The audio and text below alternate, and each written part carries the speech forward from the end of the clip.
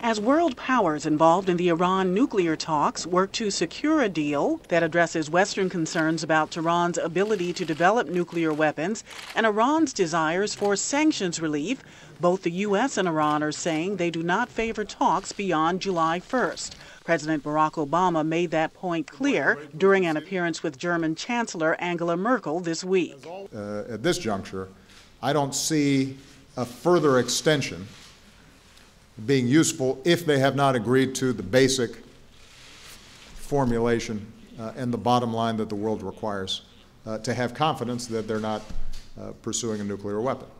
At a security conference in Germany this month, Iranian Foreign Minister Mohammad Javad Zarif went further, saying even if there is no agreement at all, he does not believe it would be, as he put it, the end of the world. I do not believe another extension is in the interest of anybody, as I did not believe this extension was either necessary or useful.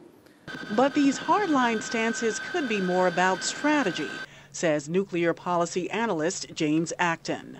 I think this is largely a negotiating tactic. I think that each side is trying to put pressure on the other side to make an agreement. But Acton says the strategy has its flaws. But the problem with this strategy is that it's very hard to make this threat credible.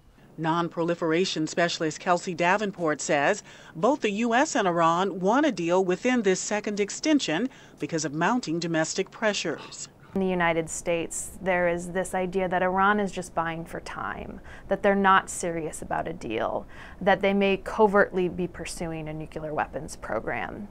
So I think both sides realize that they need to cinch this deal before the hardliners gain momentum. One of the sticking points in the talks has been uranium enrichment levels. Western negotiators want a deal that assures them that Iran cannot use its nuclear facilities to develop weapons.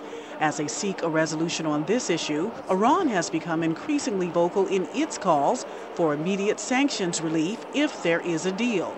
Both sides stand to lose tremendously if these negotiations fall apart, says Acton. Iran loses because it will lose sanctions relief and there is a risk of military action.